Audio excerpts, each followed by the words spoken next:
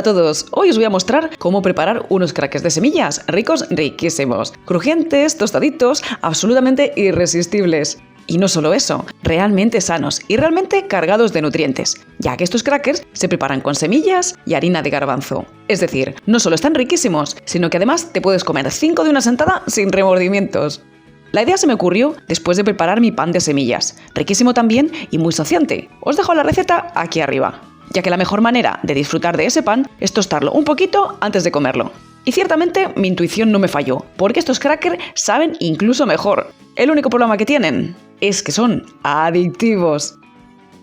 Te animo en este momento a que te suscribas a mi canal, para que no te pierdas ningún vídeo. Y vamos a ver ya cómo se preparan estos crackers de semillas.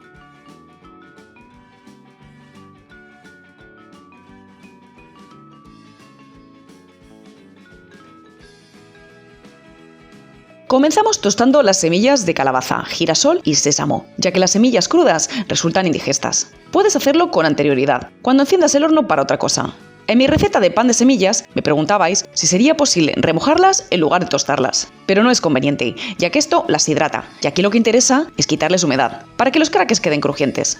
Además, tostarlas realza el sabor muchísimo. Introducimos a horno precalentado a 180 grados y horneamos unos 12 o 15 minutos, hasta que tomen un poco de color. No hay que excederse tampoco para que después no se quemen y amarguen. En cuanto estén listas, retira del horno y transfírelas a un cuenco, para que no se quemen con el calor que aún tiene la bandeja. A continuación, voy a moler las semillas de lino, una idea muy buena que me disteis también en mi vídeo de pan de semillas. Esto hace que no se noten al morder y permite además prescindir del psyllium husk. Pero si no tienes molinillo, añádelas sin moler. Simplemente tendrás que darle más tiempo a la masa a que endurezca. Añadimos también las semillas de chía, la harina de garbanzo y la sal. Remueve para que se mezcle todo lo mejor posible. Una vez que lo tengas, añade el agua.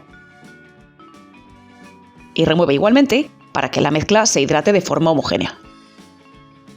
Cuando no queden partes secas, rebaña un poco los bordes del recipiente, deja reposar al menos media hora para que la masa se vuelva firme. Si has añadido las semillas de lino sin moler, es posible que necesites esperar al menos una hora.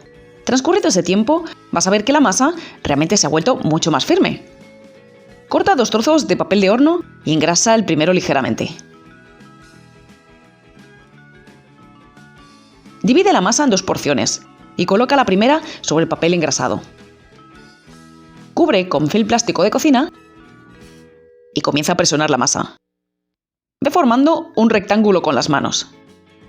Es posible que te tiente la idea de extender toda la masa en un solo trozo de papel, pero no te lo recomiendo, ya que los bordes se tuestan mucho antes que el centro.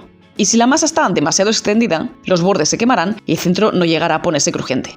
La idea es que la masa quede extendida en la parte central, y es por ello también que me esmero en que la forma quede lo más regular posible. En el momento en que te cueste extender con las manos, comienza a extender con el rodillo, procurando, tal como te decía, que la masa quede de forma lo más regular posible. Presta especial atención a que los bordes tengan el mismo grosor que el resto de la masa, para evitar que se quemen antes o que se desmiguen al salir del horno. Extiende todo lo fino que puedas. El límite lo van a marcar las semillas de calabaza, que son las más gruesas. No se trata de que las aplastes. Por lo que una vez que veas que no puedes estirar con el rodillo sin romperlas, sigue presionando con las manos. Queremos que la masa quede bien finita. Y lo dicho, presta atención a que no queden ni huecos ni semillas sueltas en el borde. Fíjate qué finita he dejado la masa. Pasamos la masa a una bandeja de horno. Tal como te decía, debe quedar centrada. Y hacemos exactamente lo mismo con la segunda mitad de la masa. Si quieres que el borde te quede bien recto, puedes incluso doblar el papel de horno hacia adentro y presionar.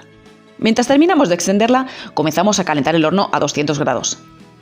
Y en el momento que está caliente, introducimos las 2 bandejas lo más centradas posible. Horneamos 10 minutos a 200 grados con calor arriba y abajo. Transcurridos 10 minutos y con ayuda de un cortapizzas o de un cuchillo bien afilado, cortamos las porciones, llevando cuidado, eso sí, de no cortar el papel de horno. Te recomiendo que no dejes el papel de horno muy justo de tamaño, porque como ves, es muy útil tener ahora un poco de borde para poder sujetarlo mientras cortas, porque si no se te desliza la masa de un lado a otro de la bandeja. Dale la forma que más te guste. Yo los he hecho cuadrados, pero puedes hacerlos perfectamente alargados. Devuelve al horno y haz lo mismo con la segunda bandeja. Hornea 20 minutos más y transcurrido ese tiempo, comprueba si están suficientemente tostados. No se trata de quemarlos, pero cuanto más doraditos, más crujientes quedan. Si los mantienes en el horno, haz la comprobación literalmente cada minuto, hasta que se tuesten a tu gusto, porque un minuto de más supone que en lugar de tostados estén quemados. Y en el momento que están a tu gusto, saca del horno.